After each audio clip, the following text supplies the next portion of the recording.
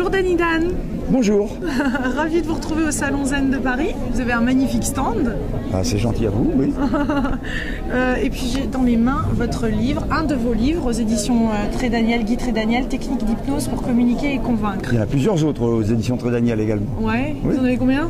Ah, mais il y a Mincir sans privation et Cesser de fumer également sans effort. Voilà. Oui. Alors parlez-nous de l'auto-hypnose. Qu'est-ce que l'auto-hypnose? Qu'est-ce que l'auto-hypnose? C'est d'abord s'hypnotiser soi-même, ouais. Et par des moyens utilisant des métaphores, des symboles, des paradoxes. Et il y a des petites astuces parce que c'est éviter le combat que nous avons entre notre cerveau gauche et notre cerveau droit. Il vous est arrivé que quelqu'un vous demande de vous prêter de l'argent, enfin, de vous emprunter de l'argent, puis vous avez envie de lui dire non, malgré vous, vous dites oui. Parce que c'est votre ami, vous n'osez pas le contredire. Eh bien, vous êtes mis en conflit entre votre cerveau gauche et votre cerveau droit. Eh bien, avec l'auto-hypnose, au lieu que les deux cerveaux se combattent, on les fait s'associer. Et si bien que ce qui était contre nous devient quelque chose qui marche en notre faveur en permanence. Alors je m'explique. Vous avez une maman qui, par exemple, va dire à son enfant « Arrête de courir à chaque fois que tu tombes ». Elle voit son enfant qui tombe, mais il fait mal. Arrête de courir, tu vas encore tomber. Elle lui affirme en plus, tu vas tomber. Donc il retombera, pour faire plaisir à maman inconsciemment. Alors que si sa mère lui disait, mon chéri, viens ici, je te raconte une petite histoire. Elle lui raconte la fable de La Fontaine, le lièvre et la tortue, qui termine par rien ne sert de courir, il faut partir à point.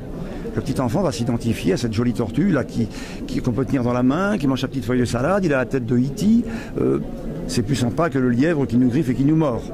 Donc il fera une identification. Alors que beaucoup de parents, par exemple, vont dire « ne pense pas à ceci ». Si je vous dis ici « ne pensez surtout pas à une Ferrari rouge ». Vous n'y pensiez pas avant, maintenant vous y pensez parce que j'en ai parlé. Ouais. La plupart des parents, c'est ce qu'ils disent. Ne fais pas ci, ne fais pas ça. Donc ils sont dans la négation. Eh bien, avec l'hypnose et l'auto-hypnose, nous apprenons à entrer en nous de manière positive, à être en permanence avec du positif.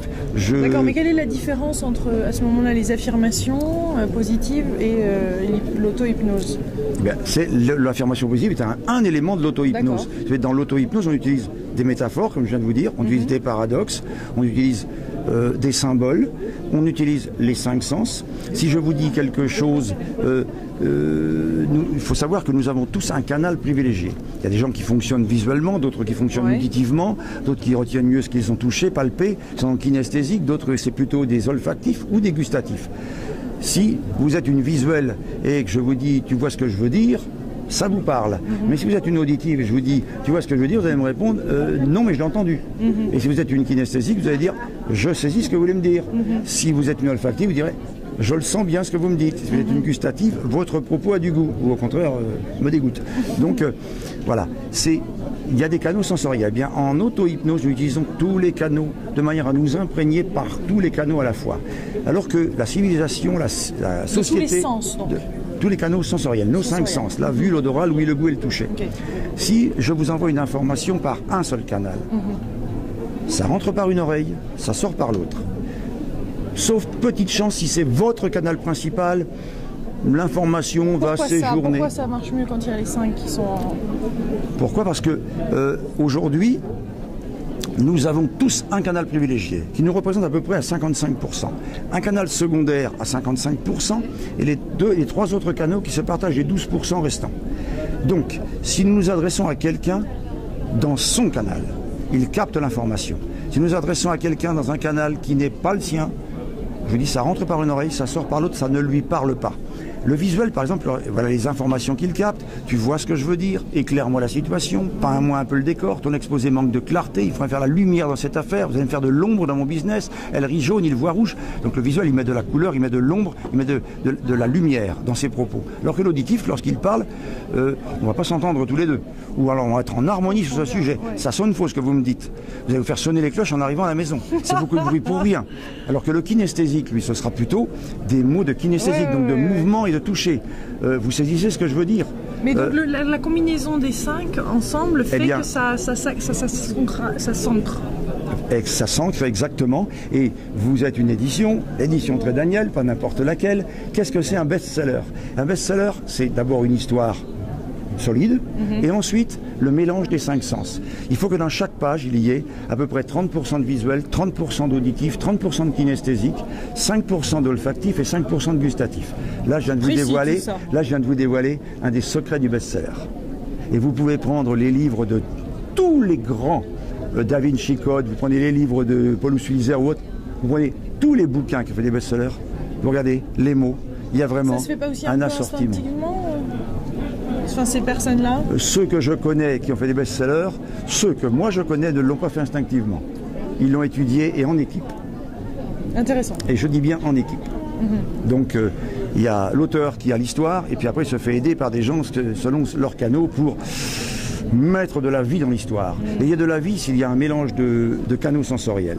D'autre part, un mélange des valeurs. Parce qu'il y a des gens qui ont des valeurs. Par exemple, dans la communication, puisqu'on enseigne là, c'est de la communication, c'est des techniques d'hypnose pour communiquer et convaincre. Si vous avez quelqu'un qui a comme valeur, mettons un cadre supérieur, honneur, on va dire respect et ponctualité. Et il a un subalterne qui a comme valeur principale respect et liberté. Le cadre supérieur dit s'il vous plaît, monsieur Durand, demain matin, je peux vous voir de 9h à 9h10, il faudrait que je vous voie pour un dossier. Très bien. Et l'autre arrive à 9h07 ou 9h08. Vous avez vu l'heure? Ça va pas, là. Hein? Derrière, dans sa pensée, il ne me respecte pas. Je lui dis 9h et il arrive à l'heure de la fin du rendez-vous. Et l'autre, il me casse les pieds pour 5 minutes de décalage, alors que je suis resté 3/4 d'heure de plus hier soir, et puis ça m'est égal s'il veut, je reste 1 heure de plus ce soir, parce que lui, c'est sa valeur liberté. Donc, il ne me respecte pas, parce qu'ils ont tous les deux la même valeur respect. Sauf que, ils ont peut-être une valeur en commun, mais la valeur secondaire est différente. Donc, il y a un dilemme entre les deux. Parce que le patron, lui, peut-être qu'il a un rendez-vous avec lui à 9h, mais il a un autre rendez-vous à 9h10, et un autre rendez-vous à 9h20. Et celui-ci lui décale tous ses rendez-vous de toute la journée. Vous voyez? Donc, dans la manière de communiquer, on doit tenir compte des valeurs de l'autre, mais on doit tenir compte de ses symboles. Alors, il y a des symboles religieux, des symboles politiques, des symboles culturels, il y a toutes sortes de symboles, n'est-ce pas? Il y a aussi les canaux sensoriels. Si vous parlez à quelqu'un, comme je vous disais, qui est visuel et vous lui parlez en auditif et en kinesthésique, eh bien, vous faites un entretien de 20 minutes, il est là en train de regarder sa montre en se demandant quand est-ce que ça va finir, parce que de toute façon, vous ne l'intéressez pas. Alors, lorsque nous parlons à un public, et là on apprend le contact individuel, et interpersonnel et le contact en public.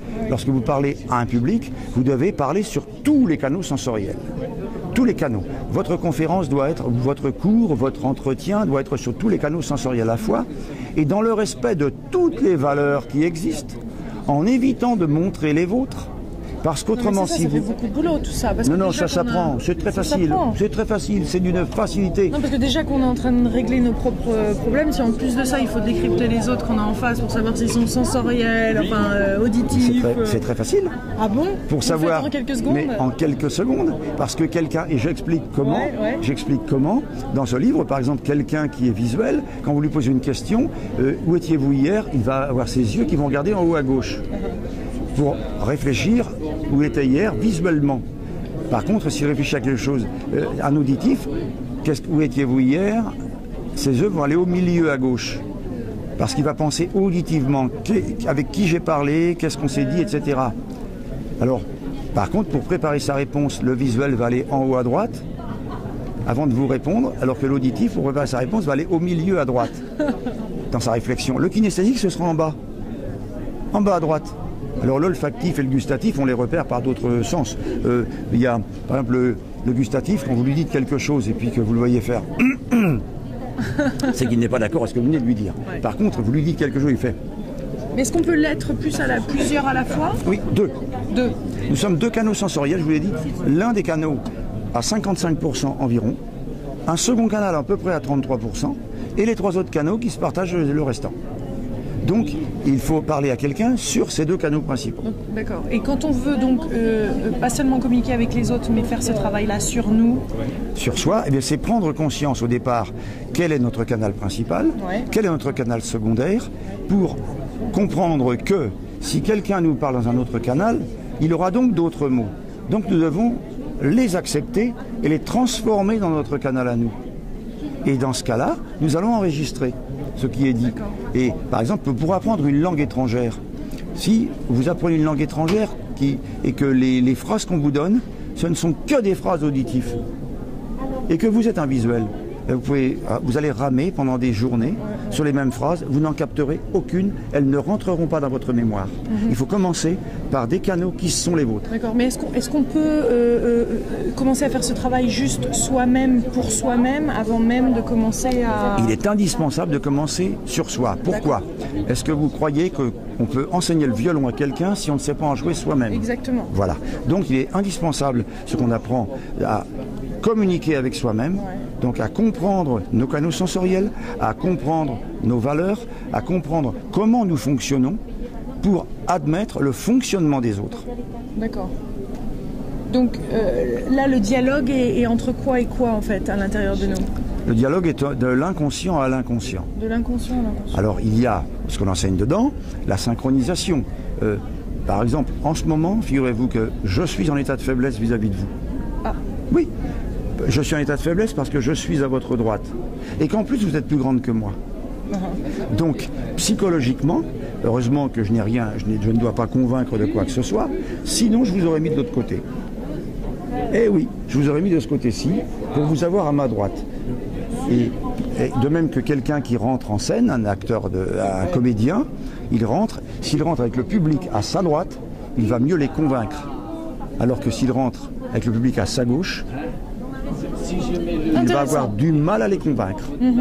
Et pour quitter une salle en public, par exemple, on entre avec le public à droite, donc par le côté gauche de la scène, on va dire, et on sort par l'autre côté pour garder le public à droite au moment de la sortie. Sinon, c'est comme une impolitesse. Vous savez, si je vous serre la main, ce sera la main droite. Même les gauchers serrent la main droite. Si vous serrez la main gauche, il y a un petit problème. Ouais. Voilà. Donc c'est la main droite qui est la main polie. De même, si vous faites, alors je vais le faire haut parce que si vous accueillez quelqu'un, c'est toujours de la gauche vers la droite. Ouais. Voilà, ok. Alors que si vous faites ça, bon, mais pour vous avez compris ce que ça veut dire. Pour revenir à nous-mêmes, oui. Donc c'est du conscient, de l'inconscient à l'inconscient. Voilà. Disons qu'à partir du moment de l'inconscient à l'inconscient. Par exemple, vous n'êtes pas conscient de des mouvements que vous faites. Non. Ils ne sont pas calculés. Non. Ils ne sont pas calculés, vos mouvements. Vous les oubliez. Vous en oubliez même le micro. D'accord? Donc nous sommes dans des mouvements inconscients. Nous faisons plein de mouvements lorsque nous parlons. Ils sont inconscients. Si l'autre se synchronise sur nous, fait les mêmes mouvements que nous, bien, nous faisons une identification à lui, il nous est tout de suite sympathique. Ouais. Alors que si on fait des mouvements contraires, il nous est antipathique. C'est pour ça que moi ici, par exemple, je me synchronise sur vous. Ouais. Hein, vous voyez, nous avons les mêmes positions. C'est vrai, il a pris la même position. La même position que vous. Ou j'ai pris la même que vous. Non, j'ai pris consciemment. Bah oui, moi je suis habitué. D'accord, donc vous amenez l'inconscient au conscient. Voilà. Pour vraiment voir ce qui se passe. Pour influencer l'autre. Et influencer l'autre. Mais ou s'influencer soi-même, mais avec intégrité, bien entendu. Voilà, influencer l'autre. Quand je dis influencer, vous savez, une maman. C'est plus en osmose, plus en. Voilà, une maman ou un papa influence son enfant, d'accord? Il essaye même de convaincre son enfant, et même bien souvent maladroitement en imposant, comme vous venez de dire. Alors que tous les parents, en fait, conditionnent leur enfant, consciemment ou inconsciemment, mais ils le conditionnent avec une idée noble, l'idée d'aider l'enfant à réussir sa vie, vous êtes bien d'accord? L'idée à être performant à l'école, l'idée d'aller toujours plus haut, d'être le meilleur. C'est quand même du conditionnement. Donc il faut voir le mot conditionnement dans l'esprit, dans l'état positif, parce que c'est le même conditionnement utilisé par les sectes, je vous signale. Mais c'est le même conditionnement utilisé par un thérapeute qui veut influencer son patient à aller mieux. Donc, influencer, mais bien sûr avec intégrité, ça va de soi. N'est-ce pas? Et alors, la petite différence avec l'hypnose, donc là, par contre, c'est avec quelqu'un d'autre? Ce sont des outils de l'hypnose. La PNL, programmation neurolinguistique, est un des outils de l'hypnose. L'EMDR, qu'on appelait en 1969, parce que ça a été en 83, Francine Shapiro qui a appelé cette technique l'EMDR, et existe depuis bien avant. Je l'ai appris en 69, moi, dans un groupe initiatique. On appelait ça, à l'époque, le mouvement oculaire bilatéral. Pour dépotentialiser le conscient. C'est pas d'aujourd'hui. Et ce qui est la PNL inventée par Grinder et Bandler, également début des années 80, je l'ai appris en 72, moi à l'époque, dans le même groupe initiatique un peu discret, où on apprenait la synchronisation sur l'autre. mais la synchronisation verbale et la synchronisation gestuelle et la synchronisation d'attitude. Pour et même un politicien, puisque même le général de Gaulle, si vous avez l'occasion de pouvoir regarder des films, des vieux films sur la chaîne Histoire du général de Gaulle, eh bien, le général de Gaulle, il se synchronisait sur ceux qui posaient les questions. Et son professeur était Jean Yonel, professeur d'art dramatique au conservatoire à Paris. Donc, même le général de Gaulle, qui a été le premier homme politique à utiliser la télévision, connaissait ces méthodes. Ouais. Là, je dévoile un scoop. Ouais, c'est très très intéressant. Et donc, en fait, tout ça, ça fait partie de l'hypnose. Ce sont des outils de l'hypnose. Hein. Des outils de l'hypnose. La métaphore. Il y a différents degrés ensuite d'hypnose, non? Non, il y a ça va jusqu'à la transe. Je n'aime pas le mot degré parce que, effectivement, on va dire des niveaux si vous voulez, mais quand vous avez un coureur cycliste qui fait le Tour de France cycliste sous auto-hypnose, il n'est pas endormi. Bien entendu, il y en a. Alors, vous avez Schumacher qui a avoué récemment que toutes ses victoires en course automobile, il les a eues sous auto-hypnose. Non, rien à voir avec la méditation. Non, auto-hypnose. Moi j'ai plein de sportifs, puisque vous avez il y a mes amis Loïc Perron, comme Laurent Bourgnon, les navigateurs, à qui j'ai enseigné par auto-hypnose à récupérer plus rapidement en sommeil, à régler leur cycle de sommeil pour ne dormir que 30 minutes par jour sur leur bateau quand ils sont en transat solitaire. Mais c'est pas d'aujourd'hui, ça date 30 ans en arrière, on va dire. Et plus même. D'accord. Et donc, mais il n'y a pas quand même différents niveaux d'hypnose? Non, il y a des états différents. Il y a des états différents. Mais il n'y a pas, je n'aime pas le mot niveau parce qu'on peut, par exemple, hypnotiser quelqu'un dans une poignée de main en 5 secondes, le faire tomber par terre. C'est pas une hypnose profonde, c'est un sommeil instantané, mais qui n'est pas une hypnose profonde. Alors qu'un coureur cycliste qui monte un col en vélo en étant sous auto-hypnose, c'est une hypnose nettement plus évoluée, avec beaucoup plus de paramètres en jeu pour éliminer sa douleur et se visualiser déjà avec la victoire, etc. C'est bon ça. Ah oui. Nous avons ici dans notre équipe, on a un coach sportif qui est marathonien, qui a fait les championnats du monde de VTT. On a un autre coach sportif qui a été champion du monde de Jiu-Jitsu, champion du monde de Kung Fu. Il a été champion d'Europe en judo. Donc c'est plus efficace parce que on va au-delà du cerveau, on va au-delà des émotions, on va au-delà des barrières que normalement on s'impose, qui ne permettent pas que ça soit autant... Nous mettons des barrières. Pourquoi? Parce que la plupart des gens sont dans le vouloir. Je veux, donc je peux. La plus grande erreur qui soit. Ça vous est arrivé qu'on vous demande, je ne sais plus votre prénom. Lilou. Lilou, est-ce que tu te rappelles, comment s'appelle ton voisin, le type à la voiture rouge? Ah oui, monsieur, je l'ai sur le bout de la langue, je vais vous le dire. Et plus vous voulez trouver le nom, moins vous pouvez. Donc vous dites, tant pis, on va parler d'autre chose. Et 2 minutes plus tard, tac, le nom vous revient instantanément. Pourquoi? Parce que vous avez lâché prise. Donc, la réussite est à base de lâcher prise. En ballon, pour s'élever, il faut lâcher du lest. Dans la vie, pour s'élever, il faut lâcher prise. Pour s'élever financièrement, pour s'élever politiquement, pour s'élever socialement, pour s'élever financièrement, pour s'élever professionnellement, pour s'élever affectivement, il faut lâcher prise. Et c'est donc à l'opposé du vouloir. Donc ça, c'est une des principales barrières dans le lâcher prise de l'hypnose ou de l'auto-hypnose? Voilà. Une barrière, c'est le vouloir. Et l'auto-hypnose, comme l'hypnose, commence par le lâcher prise. Quand vous lâchez prise, vous ouvrez... Oui, mais plein de gens ne savent pas lâcher prise. Plein de gens ne savent pas. Donnez-moi votre bras. Moi, je suis incapable de faire Donnez-moi votre bras.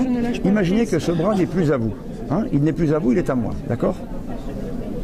Je vais lâcher. Pourtant, il n'est pas tombé. Prenez mon bras. Soulevez-le.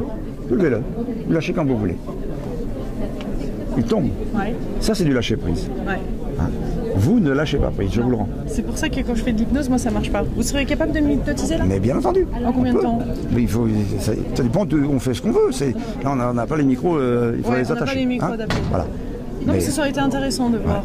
On hypnotise en quelques secondes. On fait tomber quelqu'un. On peut faire. Il y a plein de choses. On peut anesthésier quelqu'un.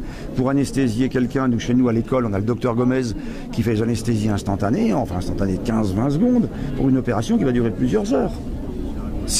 On n'a pas besoin du moindre produit anesthésiant. Alors que je vois des gens qui vendent des soi-disant cours d'hypnoanesthésie, mais où on met quand même de l'anesthésiant. C'est de l'hypnosédation, comme on enseigne en Belgique, ou de la sophro-analgésie, mais l'hypno-anesthésie pure, sans le moindre produit, tel que nous l'enseignons nous, il faut 15 secondes. Et la personne ne souffre pas.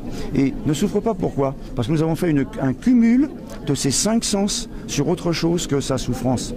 Si vous voulez, ça vous est arrivé de bricoler chez vous, et de vous pincer le doigt dans une porte ou de vous filer un coup de marteau, n'est-ce pas, sur le bout du doigt.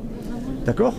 Et puis, vous frottez le doigt en jurant tous les noms d'oiseaux, et vous remettez à votre travail, parce que vous êtes très pressé, et puis vous arrivez au soir.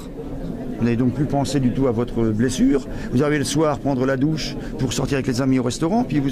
Oh, il est noir mon oncle. Oh bon sang, ça fait mal ce truc. Et vous mettez une poupée au bout du doigt, vous avez mal toute la soirée, alors que vous n'y avez pas pensé une seule seconde de tout après-midi, parce que vos 5 sens étaient mobilisés sur autre chose. Donc, l'auto-hypnose, c'est apprendre, en partie, à mobiliser ses sens dans des directions précises, choisies par nous, pour ne pas être dans nos problèmes, déjà au départ. Par exemple, en communication, pour ne pas être dans le trac, la peur de parler en public, la peur de s'adresser à une personne du sexe opposé, la peur de parler devant son patron, la peur d'être devant un professeur, devant un examinateur, la peur d'un entretien d'embauche, la peur de faire un petit discours de quelques mots devant un groupe, le club de sport ou la famille.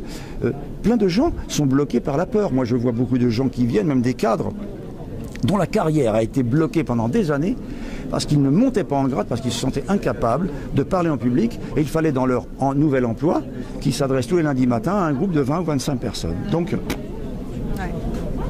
ça arrive à beaucoup d'entre nous. Eh bien, là on apprend à vaincre tous ces blocages, à éliminer les blocages, à éliminer ses peurs, à vaincre le trac, à être capable de parler en toutes circonstances, avec n'importe qui, à l'aise, n'importe où. Donc c'est applicable pour plein de choses, il n'y a vraiment rien... Moi, vous avez trouvé quelque chose auquel l'hypnose n'a pas marché? Vous savez, moi je suis un ancien paralysé, et j'ai été guéri de ma paralysie par l'hypnose. Donc l'objectif de ma vie, c'est faire connaître l'hypnose par tous les moyens possibles et imaginables, par la presse, par la télé, par la radio, par les journaux, par les cours, par les conférences, par faire connaître l'hypnose. Alors c'est pour ça que quelquefois on me dit, mais t'as quel âge? 63 ans. Ah bon, mais... Ah oui, je prendrai ma retraite si je la prends à 83 ans, pas avant. Parce que je ne pense pas que j'aurais réussi à faire connaître l'hypnose dans le monde entier avant cet âge-là. Vous faites des conférences aussi aux États-Unis? Dans le monde entier, Japon, Chine, Liban, Syrie, Jordanie, Maroc, Tunisie, Espagne, Italie. Les plus ouverts? Les plus ouverts. Tous les pays asiatiques sont les plus ouverts. Après, en Europe, c'est la Suisse, c'est l'Angleterre. Mais autrement, les États-Unis, alors là, ouverts. Mais malheureusement, par exemple, aux États-Unis, les gens sont ouverts à l'hypnose dite ericksonienne. J'ai bien fait de dire dite ericksonienne. Parce que je ne connais qu'un seul personnage qui a fait de l'hypnose ericksonienne, il s'appelait Milton Erickson. Et autrement, ce sont des copies, et bien souvent avec des déviances. Voilà. Et en plus, l'hypnose dite ericksonienne est un des éléments de l'hypnose. Hypnose métaphorique, hypnose conversationnelle, mais il y a plein d'autres éléments dans l'hypnose. Pourquoi se limiter? C'est comme si on disait la musique mozartienne. Mozart était un très grand compositeur, un très grand musicien, mais Mozart n'est pas la musique. Il y en a d'autres qui vont préférer Jimi Hendrix ou les Beatles ou Michael Jackson. Voilà. Moi j'adore le jazz, j'aime bien Mozart aussi. Donc en hypnose, j'aime bien toutes les méthodes d'hypnose parce que c'est au thérapeute, par exemple, de s'adapter à son patient. C'est au cadre d'entreprise de convaincre son auditoire. C'est à l'orateur de convaincre ses auditeurs. C'est à l'animateur de télé, à l'animateur de radio de convaincre ses auditeurs, ses téléspectateurs. C'est ce que nous enseignons là-dedans. Et vous aviez commencé à enseigner dans les boîtes de nuit? J'ai fait tout, je suis passé partout. Les maisons de la culture, les discothèques, les casinos, les théâtres. Rien ne vous arrête. Rien, pourquoi? Je vais le dire ici, c'est même la première fois que je le dis devant un média. À l'époque de ma paralysie, j'ai tenté plusieurs fois de me suicider. Mais j'étais sous surveillance 24 heures sur 24, je souffrais tellement que j'avais envie de mourir, c'est tout. Et quand j'ai connu l'hypnose, et je me suis lancé à fond dans l'hypnose, j'ai fait un vœu. Bon, pas un vœu à une entité extérieure à moi, pas du tout. Dieu, c'est moi. C'est chacun d'entre nous. Je crois en l'homme et pas en quelque chose qui vient de l'extérieur. Donc, je me suis fait un vœu que si j'arrivais à guérir de ma paralysie par l'hypnose, je ferai connaître l'hypnose dans le monde entier par tous les moyens possibles et imaginables, quels qu'ils soient, et que j'accepterai tout ce qu'on me proposerait dans ce domaine. Je vous dis sincèrement que plusieurs fois j'ai eu l'occasion de regretter. Mais je suis content quand même de l'avoir fait. Ouais, c'est bien. C'est avec beaucoup d'intégrité là. Voilà. Ouais. Ben, merci beaucoup d'avoir passé C'est moi qui vous remercie. Avec nous. Merci. Mais j'espère que vous le lirez. Et puis, oui, j'espère que vous le lirez. Et aussi, vous en avez un autre pour maigrir. Ah ben, et pour arrêter de fumer. Exactement, mincir sans privation et cesser de fumer sans effort. Voilà. Il suffit d'écouter des CD, de lire ce qui est écrit, on arrête de fumer, puisque le tabac n'est pas un besoin, c'est une envie. Uriner est un besoin, fumer est une envie. Et beaucoup de gens l'ont transformé en soi-disant besoin.